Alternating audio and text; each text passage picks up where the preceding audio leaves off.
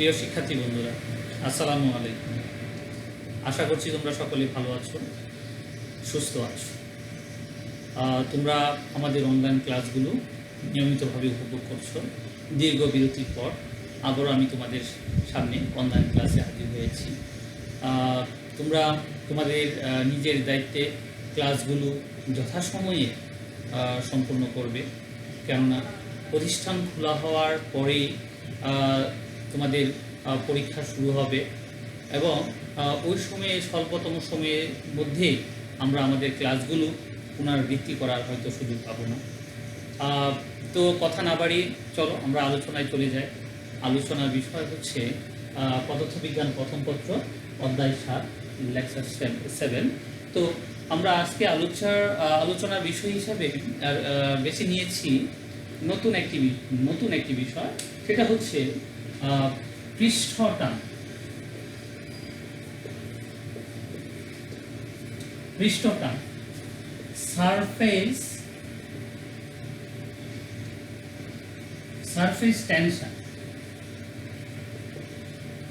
Surface tension বা তল টান।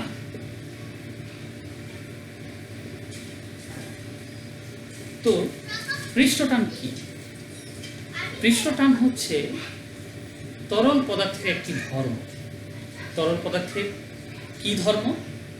তরল পদার্থের উপরি পৃষ্ঠের একটি আকর্ষণ ধর্ম। তাহলে আমরা এটা বুঝতে পারছি যে তরল পদার্থের উপরি যে কণাগুলো রয়েছে, এই উপরি কণাগুলো একে অপরকে আকর্ষণ করবে। এই আকর্ষণ করার যে ধর্ম, সেই ধর্মটা হচ্ছে পৃষ্ঠটান। ক্লিয়ার? তো এই পৃষ্ঠটানটা আমরা যদি এভাবে চিন্তা করি যে তোমরা হয়তো তোমাদের গ্রামের বাড়িতে, পুকুরে অথবা খাল বা বিলে বা যে কোনো বদ্ধ জলাশয়ে দেখেছ মাকড়সা পানির উপর দিয়ে হেঁটে যাচ্ছে, অথবা অন্যান্য কীট পতঙ্গ যেগুলো রয়েছে সেগুলো পানির উপর দিয়ে হেঁটে যাচ্ছে, নিচে তলিয়ে যাচ্ছে না। আবার খেয়াল করবা যে এখানে এই যে মাকড়সা যখন হেঁটে যায়, যেখানে মাকড়সা পা ফেলে সেখানে পানির স্তরটা একটু দেবে যায়, নিচের দিকে চলে যাচ্ছে, তাই না? তো এই যে নিচের দিকে চলে যাচ্ছে, মাকড়সা ডুবে যাচ্ছে না, তো নিশ্চয়ই যে পানির স্তর একটি প্রতিরোধকারী বল দিচ্ছে। তো এই যে পানির স্তর যে প্রতিরোধকারী বল দিচ্ছে, এই যে এখানে একটা ধর্ম আমরা পাচ্ছি, সেই ধর্মটাই হচ্ছে পৃষ্ঠটান। তো এটা আবার আমরা অনেক সময় আমরা এভাবে দেখি যে নদীতে হিরো হিরোইন কী করছে, পানির উপর দিয়ে দৌড়ে যাচ্ছে, কিন্তু এটা পৃষ্ঠটান না।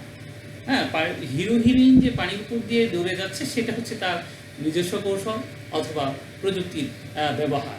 তো আমরা পৃষ্ঠটান হিসাবে ধরব হলো তরলের উপরি পৃষ্ঠের টান। তো সেটাকে কিভাবে আমরা যদি এরকম একটা চিন্তা করি যে এরকম একটা তল আমি চিন্তা করলাম, এরকম একটা তল রয়েছে, এই তলে আমি যদি একটা রেখা কল্পনা করব, একটি লম্বা রেখা কল্পনা করব, তার মানে তরল পৃষ্ঠের উপর একটা লম্বা রেখা কল্পনা করব। ওই রেখার সাথে লম্বভাবে আবার কতগুলো রেখা কল্পনা করলাম। এই যে আমি যে রেখাটা নিয়েছি, সেই রেখাটি দৈর্ঘ্য হচ্ছে L। তাহলে L দৈর্ঘ্যের একটি রেখা আমি কল্পনা করলাম। ওই রেখার দুই পৃষ্ঠে প্রতি একক দৈর্ঘ্যে যে টান বল কাজ করবে, সেই টান বলটা হচ্ছে পৃষ্ঠটান। তবে এখানে বিষয় হচ্ছে এই টান বলটা কাজ করবে তরল তলে স্পর্শক বরাবর লম্বভাবে এই টান বলটা কাজ করবে। তাহলে আমরা এখানে যদি বলি L দৈর্ঘ্যের একটি পৃষ্ঠের উপর যদি F বল যদি কাজ করে, তাহলে আমরা এখানে একক দৈর্ঘ্যে যে বল কাজ করবে সেই বলকে বলা হয় পৃষ্ঠটান। তাহলে একক দৈর্ঘ্যে যে বল কাজ করে সেই বলকে পৃষ্ঠটান বললে আমরা পৃষ্ঠটান টি সমান লিখতে পারি হলো F/L। তাহলে আমরা এখানে পেয়ে গেলাম পৃষ্ঠটান টি সমান হচ্ছে F/L। এখন সংজ্ঞা যদি করি তাহলে সংজ্ঞাটা আমার কি হবে, যে কোনো তরল পৃষ্ঠে একটি রেখা কল্পনা করলে ওই রেখার চারদিকে প্রতি একক দৈর্ঘ্যে তরল তলের স্পর্শক বরাবর লম্বভাবে যে টান বল কাজ করে তাকে বলা হয় পৃষ্ঠটান। আমি আবার বলছি, কোনো তরল তলে একটি লম্ব রেখা কল্পনা করলে ওই রেখার উভয় দিকে প্রতি একক দৈর্ঘ্যে তরল তলের স্পর্শক বরাবর লম্বভাবে যে টান বল কাজ করে সেই টান বলকে বলা হয় পৃষ্ঠটান। তাহলে পৃষ্ঠটান টি সমান আমরা পেয়ে গেলাম F/L। ঠিক আছে, এখন আবার আছে হলো পৃষ্ঠ শক্তি।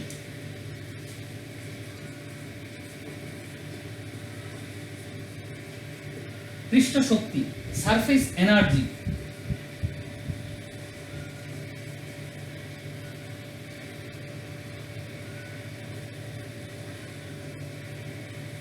সারফেস এনার্জি, তাহলে এই পৃষ্ঠ শক্তি কি? পৃষ্ঠ শক্তি হচ্ছে তরল পৃষ্ঠের মধ্যে যে শক্তি থাকে তাকে পৃষ্ঠ শক্তি বলা হয়, তাই তো? তরল পৃষ্ঠের মধ্যে কি শক্তিটা, এই শক্তিটা কোথায় থেকে আসে? তো এই শক্তিটা আসে হলো, আমরা এরকম যদি বলি যে সমষ্ণ তাপমাত্রায়, সমষ্ণ তাপমাত্রা মানে কি তাপমাত্রা পরিবর্তন ঘটবে না, এই সমষ্ণ তাপমাত্রায় যে কোন তরল পৃষ্ঠে ক্ষেত্রফল, সমষ্ণ তাপমাত্রায় কোন তরল পৃষ্ঠের ক্ষেত্রফল একক পরিমাণ বৃদ্ধি করতে যে পরিমাণ কাজ সম্পাদিত হয়, একক ক্ষেত্রফল বৃদ্ধির জন্য যে পরিমাণ কাজ সংঘটিত হয় সেই পরিমাণ কাজকে বলা হয় পৃষ্ঠ শক্তি। তাহলে আমি কি বললাম, যে আমি এখানে যে L দৈর্ঘ্যে একটা তল কল্পনা করছি, এই তলের ক্ষেত্রফল হচ্ছে A। ধরে নিলাম যে তল আমি এখানে তলটা বিবেচনা করছি, এই তলের ক্ষেত্রফল হচ্ছে A। এই A ক্ষেত্রফলের তলে আমি যদি এটাকে টেনে, আমি যদি আইপ্রি করতে চাই, এটাকে প্রসারিত করতে চাই, এই তলটা কিন্তু প্রসারিত করতে চাই, তাহলে প্রসারিত করলে তাহলে দৈর্ঘ্যের ক্ষেত্রফলে পরিবর্তন হয়েছে। এই ক্ষেত্রফল পরিবর্তন ঘটাতে প্রতি একক ক্ষেত্রফল পরিবর্তন করার জন্য যে পরিমাণ কাজ সংঘটিত হবে সেই পরিমাণ কাজকে বলা হয় পৃষ্ঠ শক্তি। তাহলে আমরা এখানে সংজ্ঞা যদি করি তাহলে সংজ্ঞাটা আসবে হলো কি, যে সমষ্ণ প্রক্রিয়ায়, সমষ্ণ অবস্থায় কোনো তরলের মুক্ততলের ক্ষেত্রফল, সমষ্ণ অবস্থায় কোনো তরলের মুক্ততলের ক্ষেত্রফল এক একক পরিমাণ বৃদ্ধি করতে যে পরিমাণ কাজ সংঘটিত হয়, মুক্ততলের ক্ষেত্রফল এক একক পরিমাণ বৃদ্ধি করতে যে পরিমাণ কাজ সংঘটিত হয় তাকে বলা হয় পৃষ্ঠ শক্তি। তার মানে আমি পৃষ্ঠ শক্তিকে যদি ই দিয়ে প্রকাশ করি তাহলে ই সমান হচ্ছে W/Δ_A। এখানে এই ডেল এটা হচ্ছে ক্ষেত্রফলের পরিবর্তন। তার মানে আমি এখানে বলেছিলাম যে এই তলটাকে এ ক্ষেত্রফল বিশিষ্ট একটি তল রয়েছে, এই তলটাকে আমি প্রসারিত করলাম, প্রসারণ ঘটিয়ে আমি তার নতুন অবস্থায় ক্ষেত্রফল নিয়ে আসলাম, মনে করলাম যে নতুন অবস্থায় ক্ষেত্রফল হলো এটা। তাহলে এখানে ক্ষেত্রফলের যে পরিবর্তন, এই পরিবর্তন হচ্ছে Δ_A। তো এই Δ_A ক্ষেত্রফলের পরিবর্তনের জন্য আমাকে কাজ করতে হচ্ছে W। এই Δ_A ক্ষেত্রফল পরিবর্তনের জন্য আমাকে কাজ করতে হচ্ছে W। তাহলে একক ক্ষেত্রফলের জন্য কাজ করতে হচ্ছে কতটুকু? একক ক্ষেত্রফল বৃদ্ধির জন্য কাজ করতে হচ্ছে W/Δ_A। তাহলে এই W/Δ_A সমান হচ্ছে E। তাহলে আমি এখান থেকে সংজ্ঞাটা আমি তৈরি করতে পারি। সংজ্ঞাটা কি তার আবার বলছি, সমষ্ণ অবস্থায় অর্থাৎ তাপমাত্রা পরিবর্তন না হলে সমষ্ণ অবস্থায় কোনো তরলের মুক্ততলের ক্ষেত্রফল এক একক পরিমাণ বৃদ্ধি করতে যে পরিমাণ কাজ সংঘটিত হয় সেই কাজকেই বলা হয় পৃষ্ঠ শক্তি। ক্লিয়ার? তো তাহলে আমরা এখানে পেলাম পৃষ্ঠ টান আর হচ্ছে পৃষ্ঠ শক্তি। এই পৃষ্ঠ টান এবং পৃষ্ঠ শক্তি সংখ্যাগতভাবে, মানগতভাবে দুটি সমান। অর্থাৎ আমরা এখানে লিখতে পারি হলো যে এই পৃষ্ঠ শক্তি সমান হচ্ছে বা পৃষ্ঠ টান সমান হচ্ছে পৃষ্ঠ শক্তি। হ্যাঁ, আমরা বলতে পারি পৃষ্ঠ টান সমান হচ্ছে পৃষ্ঠ শক্তি। আর এই পৃষ্ঠ শক্তি সমান আমরা কি পেলাম ডব্লিউ বাই ডেল এ। এখান থেকে আমরা যদি লিখি তাহলে লিখতে পারি যে ডব্লিউ ইকুয়াল হচ্ছে ডেল এ ইন্টু টি, ডেল এ ইন্টু টি। তাহলে ডব্লিউ সমান হচ্ছে ডেল এ ইন্টু টি। আবার এখানে ডেল এটা কি হচ্ছে, ডেল এটা হচ্ছে ক্ষেত্রফলের পরিবর্তন। তাহলে ক্ষেত্রফলের পরিবর্তন যদি হয় আমি এখানে লিখতে পারি হলো চূড়ান্ত ক্ষেত্রফল a2 মাইনাস আদি ক্ষেত্রফল a1, হ্যাঁ, আর এটা সমান হচ্ছে ইনটু হচ্ছে t। হ্যাঁ, এখন এখানে টিটা কি, টিটা হচ্ছে পৃষ্ঠ শক্তি। তো এটা সরি পৃষ্ঠটান, এই টিটা হচ্ছে এখানে পৃষ্ঠটান। তো বিশুদ্ধ তরলের ক্ষেত্রে, বিশুদ্ধ পানির ক্ষেত্রে এই টি সমান হচ্ছে 72 into 10 power minus 3 newton per metre. এটা তোমাকে মুখস্থ রাখতে হবে, মনে রাখতে হবে যে বিশুদ্ধ পানি যদি হয় তাহলে বিশুদ্ধ পানির ক্ষেত্রে আমার এখানে পৃষ্ঠটান, বিশুদ্ধ পানির পৃষ্ঠটান টি সমান হচ্ছে 72 into 10 power minus 3 newton per metre. তো এখন আমার যদি তলের ক্ষেত্রফল সরাসরি যদি না থাকে, আমার এখানে যদি ওই তলের ব্যাসার্ধ থাকে, তাহলে আমরা এখানে এরকম লিখতে পারি যে এখানে ক্ষেত্রফল সমান হচ্ছে 4 পাই r2 স্কয়ার, 4 পাই r স্কয়ার। তো তাহলে 4 পাই r2 স্কয়ার মাইনাস 4 পাই r1 স্কয়ার ইনটু t। তাহলে এখান থেকে যদি আমি কমন নেই, 4 পাইটাকে যদি আমি কমন নেই, তাহলে 4 পাই কমন নিলে আমরা এখানে লিখতে পারি হলো r2 square minus r1 square into t। খেয়াল করছো, বুঝতে পারছো? তাহলে আমরা এখানে কি পেলাম যে কোনো তলের ক্ষেত্রফল পরিবর্তন করলাম, তলের ক্ষেত্রফল পরিবর্তন করতে যে পরিমাণ কাজ সংঘটিত হয় সেই পরিমাণ কাজই হচ্ছে তোমার পৃষ্ঠ শক্তি। আর এই পৃষ্ঠ শক্তি সমান পৃষ্ঠ শক্তি, আর আমরা এখানে এই কাজের পরিমাণটা আবার আমরা এখানে পাচ্ছি হলো যে ডেল এ টি, ডেল এ ইন্টু টি। আবার এটা থেকে আমরা বিস্তৃত করে আমরা একটু করলাম, বিস্তৃত করে আমরা পেলাম del a2 minus del a1 into T. আবার যদি এখানে বললাম যে যদি তলের ব্যাসার্ধ থাকে, আমি যদি পানির তলের ব্যাসার্ধ জানা থাকে তাহলে আমার এখানে কি হবে চূড়ান্ত ব্যাসার্ধ, তাহলে 4 পাই r2 স্কয়ার মাইনাস 4 পাই r1 স্কয়ার ইনটু টি। এখানে 4 পাই যদি আমি কমন নেই তাহলে আমি লিখতে পারি হলো r2 square minus r1 square into টি। আবার আমি এখানে বললাম টিটা হচ্ছে কি এখানে বিশুদ্ধ পানির পৃষ্ঠটান, বিশুদ্ধ পানির পৃষ্ঠটান হচ্ছে 72 into 10 power minus 3 newton per metre. Clear? তাহলে আমরা এখানে কৃতকাজের পরিমাণ, এই কৃতকাজের পরিমাণটা আবার আমরা এখানে কি আনতে পারি, আবার টি সমান, তো আমার টি সমান ছিল এটা লিখছি, টি আমরা ডব্লিউ সমান আমরা এটা লিখি। আবার একইভাবে আমরা, ঠিক আছে, আমরা এই বিষয়টা আমরা এখানে মনে রাখবো। হ্যাঁ, আচ্ছা, এবার এইটাকে আমরা পেলাম যে পৃষ্ঠ শক্তি এবং পৃষ্ঠ টান মানগতভাবে একই। এটার আবার আমি একটা এখানে প্রমাণ করতে পারি, একটা ব্যাখ্যা আমরা দিতে পারি। ব্যাখ্যাটা কি হবে খেয়াল করো।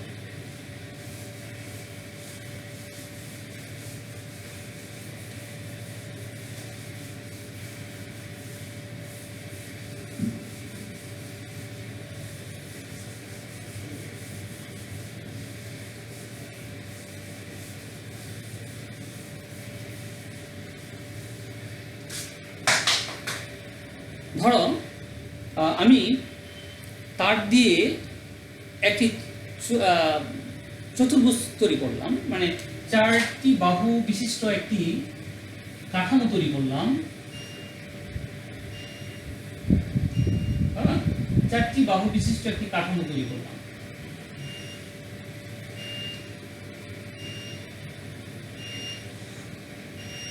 এটা হচ্ছে এ বি সি ডি, এর একটা কাঠামো তৈরি করলাম। এই কাঠামোর মধ্যে আমি কি করলাম, তার দিয়ে একটি কাঠামো তৈরি করলাম। এই কাঠামোর এই এডি বাহু, এবি বাহু, ডিসি বাহু, এই তিনটা বাহু স্থির, একটা আরেকটার সাথে আটকানো। কি বললাম, আবার বললাম, বলতেছি এ বি সি ডি একটি বদ্ধ কাঠামো চিন্তা করলাম।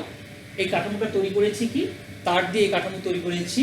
এই কাঠামোর এডি এবি ডিসি বাহু স্থির, আবার ডিসি বাহুটা সে মুভ করতে পারে, চলাচল করতে পারে, হ্যাঁ, আগে পিছিয়ে যেতে পারে। তাহলে ডিসি বাহুটা চলনশীল। তো আমি এই কাঠামোটাকে যদি সাবান পানিতে ডুবিয়ে উঠায় নিয়ে আসি, সাবান পানিতে ডুবিয়ে আমি এটাকে উঠিয়ে নিয়ে আসলাম। তো সাবান পানিতে ডুবানোর পরে যখন উঠিয়ে নিয়ে আসবো, দেখা যাবে যে এর উপরে একটি স্তর তৈরি হয়েছে, হয় না? তোমরা খেয়াল করো, আমরা যখন মেলায় দেখি এরকম যে সাবান পানির মধ্যে গোল করে একটি কাঠামো তৈরি করে এই সাবান পানিতে এটাকে ডুবিয়ে ফু দেওয়া হয়। ফু দিলে দেখা গেলো যে গুলগুল করে, হ্যাঁ, গুলগুল করে বেলুন বের হয় এখান থেকে। তো গুলগুল করে যে বেলুন বের হচ্ছে, এই বেলুন মূলত আমরা এখানে এরকম একটা কাঠামো তৈরি করলাম, সেটা গোল না, এটা একটা চারটি বাহু বিশিষ্ট চতুর্ভুজ আকৃতি। তো চতুর্ভুজের মধ্যে আমার এখানে তিনটা বাহু, এই তিনটা বাহু হচ্ছে স্থির, আর সে কি করে চলতে পারে। দেখা যাবে যে আমার যে এখানে স্তরটা তৈরি হয়েছিল, এই স্তরটি এই বাহুকে ভিতরের দিকে টানবে, এই বাহুকে ভিতরের দিকে টানবে, এই বাহুকে ভিতরের দিকে টানবে, অনুরূপভাবে এই বাহুকে ভিতরের দিকে টানতে থাকবে, ভিতরের দিকে টানতে থাকবে, হ্যাঁ, প্রত্যেকটা বাহুকে ভিতরের দিকে টানতে থাকবে, আবার এই বাহুকেও ভিতরের দিকে টানতে থাকবে। তাহলে আমার সবগুলো বাহুকে এসে কি করবে, ভিতরের দিকে টানবে। কারণ কি? এর কারণ হচ্ছে যে তরল পদার্থে বা যেগুলো আমরা যে সারফেসটা তৈরি হয়েছে এর উপরে, সে কি করবে, সাম্য অবস্থা থাকতে চাইবে। অর্থাৎ এটাকে আমরা এরকম যদি চিন্তা করি, খেয়াল করো যে আমরা বাজারে যে বেলুনগুলো পাই, এই বেলুনগুলোকে যদি আমরা টান দিই, তাহলে কি হবে, তার ক্ষেত্রফল বাড়তে থাকবে। এবং আমাকে যে বলে আমি টানার পরও সে কি করবে, সে সংকুচিত হতে চেষ্টা করবে। এর কারণ কি, যে আমি যখন টেনে ধরে রাখলাম, সে সাম্য অবস্থা নেই, সে অসাম্য অবস্থা রয়েছে, সে কি করবে, সাম্য অবস্থা আসার চেষ্টা করবে। অর্থাৎ প্রত্যেকটা বস্তু কি করতে চায়, তার ক্ষুদ্রতম ক্ষেত্রফল অর্জন করতে চায়, হ্যাঁ, ক্ষুদ্রতম ক্ষেত্রফল অর্জন করতে চায়। এই ক্ষুদ্রতম ক্ষেত্রফল অর্জন করার জন্য এই বাহুগুলো একে অপরকে তার নিজের দিকে টানতে থাকবে। তো এই তিনটা বাহু স্থির থাকার কারণে শুধু এই বাহুটা সামনের দিকে অগ্রসর হবে, তাই না? তাহলে এই বাহুর দৈর্ঘ্য যদি আমি চিন্তা করি L, এবং এটা যে বলে ভিতর দিকে টানছে, হ্যাঁ, সে বলের পরিমাণ যদি হয় F, আবার সে টান বলের পরিমাণ যদি হয় T, যেটা পৃষ্ঠ টান আমরা বলি, যে পৃষ্ঠ টানের মধ্যে তৈরি হয়েছে সেই পৃষ্ঠ টানের পরিমাণ যদি হয় T, হ্যাঁ, তাহলে পৃষ্ঠ টানের পরিমাণ যদি T হয়, তাহলে আমরা এখানে যে বলটা কাজ করছে, তার উপরে যে বলটা কাজ করছে, সেই বলের পরিমাণ আমরা লিখতে পারি হলো, বলের পরিমাণ আমরা কি লিখব, F equal L into T, তো এখানে আরেকটা বিষয় হচ্ছে যে আমরা যখন এই পৃষ্ঠটানের কথা বললাম, সেটা কিভাবে তৈরি হয়, তলের স্পর্শক বরাবর তৈরি হবে, তাই না? তো আমি এই যে সাবান পানিটা নিলাম, এই সাবান পানির মধ্যে দুইটা তল থাকে, একটা উপরের দিকে, একটা নিচের দিকে। তাহলে দুই দিকে এই টানবল কাজ করবে, তাই না? সাবান পানির কি উপরে একটা পৃষ্ঠা, নিচে আরেকটা পৃষ্ঠা, এই দুই দিকের পৃষ্ঠার মধ্যে এই টানবলটা কাজ করবে। তাহলে দুই দিকে টানবল যদি কাজ করে, তাহলে আমরা এখানে একদিকে লিখলাম হলো L ইন্টু টি, আবার লিখতে পারি হলো L ইন্টু টি বিপরীত দিকের জন্য, ক্লিয়ার? হ্যাঁ, তাহলে আমরা এখানে কি পাইলাম, 2L T।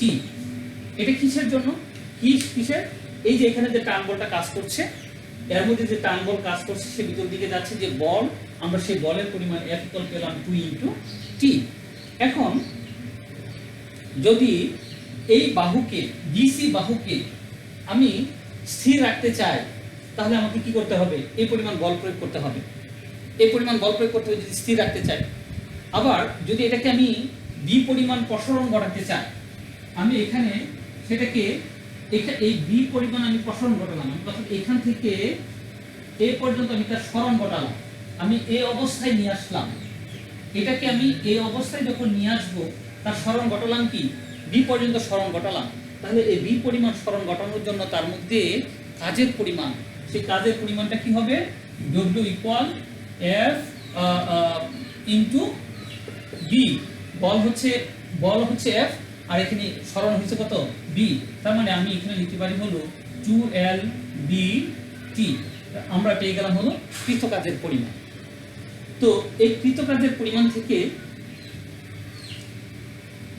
আমরা কি পাই? আবার এখানে যদি আমরা এরকম চিন্তা করি, হ্যাঁ, যে তার মধ্যে পদ্মার উপরে যে উপরে নিচে প্রতিটি ক্ষেত্রফল যদি হয়, এখন এই পদ্মার উপরে নিচে প্রতিটি ক্ষেত্রফল যদি আমরা চিন্তা করি যে উপরে নিচে দুটা তল রয়েছে, হ্যাঁ, প্রথম তলের ক্ষেত্রফল আমরা কি চিন্তা করতে পারি? এখানে L হচ্ছে দৈর্ঘ্য, মানে এই যে তল যেটা L হচ্ছে দৈর্ঘ্য, B হচ্ছে তার প্রস্থ, তাহলে তার ক্ষেত্রফল কি? তার ক্ষেত্রফল হচ্ছে আমার এখানে L ইন্টু B। তাহলে এখানে কয়টা ক্ষেত্রফল আছে? তার মধ্যে আমার এখানে দুইটা ক্ষেত্রফল রয়েছে। তাহলে এখানে ক্ষেত্রফলে যে বৃদ্ধি পরিমাণটা আসবে, সেই ক্ষেত্রফলে বৃদ্ধির পরিমাণ কত হবে? তাহলে আমরা এখানে লিখতে পারি হলো ডেল এ সমান হচ্ছে ক্ষেত্রফলের বৃদ্ধির পরিমাণ হচ্ছে 2LB। বুঝাইতে পারছি কিনা একটু খেয়াল করো।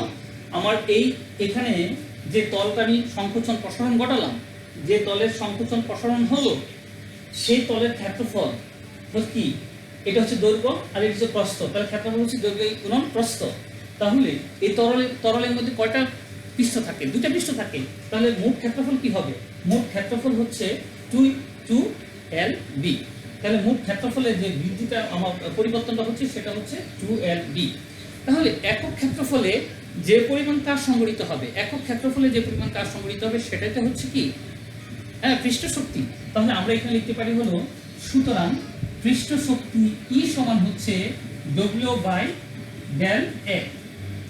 একক ক্ষেত্রফল বৃদ্ধির জন্য যে পরিমাণ কাজ হবে সেটাই তো পৃষ্ঠ শক্তি। তাহলে আমি W সমান আমরা কি লিখতে পারি 2LBT ডিভাইডেড বাই হচ্ছে ডেল এ সমান হচ্ছে 2LB। তাহলে এখান থেকে আমার ফাইনালি কাটার পরে থাকবে হলো T। তাহলে আমরা এখানে কি পেলাম? যে E সমান হচ্ছে T। তার মানে আমি পৃষ্ঠ শক্তি আর হচ্ছে পৃষ্ঠটান দুটো সমান আমরা পেয়ে গেলাম। ক্লিয়ার? পৃষ্ঠ শক্তি এবং পৃষ্ঠটান দুটো সমান আমরা পেয়েছি। ওকে, তাহলে আমাদের আজকে আলোচনার মধ্যে কি কি আলোচনা করলাম? আমরা প্রথম দেখলাম হলো পৃষ্ঠটান কি, হ্যাঁ, তারপরে পৃষ্ঠ শক্তি কি, হ্যাঁ, পৃষ্ঠটান এবং পৃষ্ঠ শক্তির মধ্যে এক সম্পর্ক আমরা নিয়ে আসলাম। হ্যাঁ, পৃষ্ঠটান এবং পৃষ্ঠ শক্তির যে সম্পর্কটা আমরা কি পেয়েছি?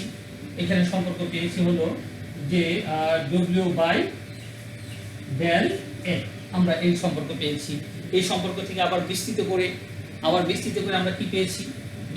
আমরা পেয়েছি যে W ইকুয়াল, হ্যাঁ, ওই ডেল এ ইন্টু টি। এটা থেকে আমরা আরো বাকি অংশটা পেয়েছি। তাহলে আমরা এই সূত্রগুলো, এই অংশটা আমরা মুখস্থ করব যে W ইকুয়াল ডেল এ ইন্টু টি। এখানে ডেল এ হচ্ছে ক্ষেত্রফলের পরিবর্তন, টি হচ্ছে পৃষ্ঠটান। আর আবার এটাও আমরা জেনেছি যে বিশুদ্ধ পানির পৃষ্ঠটান হচ্ছে 72 ইন্টু 10⁻³ নিউটন পার মিটার। তো আরেকটি বিষয় হচ্ছে যে আমরা এখান থেকে বইয়ের মধ্যে কিছু অঙ্ক পাবো। এই অঙ্কগুলো আমরা নিজের মতো করে চেষ্টা করব। সূত্র এটাই, আমি সূত্রটাকে এটাকে আরও বিস্তৃত করে তোমাদের দেখিয়েছি। যে ডেল এ ক্ষেত্রফলের পরিবর্তন, এই ক্ষেত্রফলের পরিবর্তন আমাকে এখানে হিসাব করে বের করতে হবে। ওকে, তবে আজকে এই পর্যন্তই। আল্লাহ হাফেজ, ভালো থাকবেন।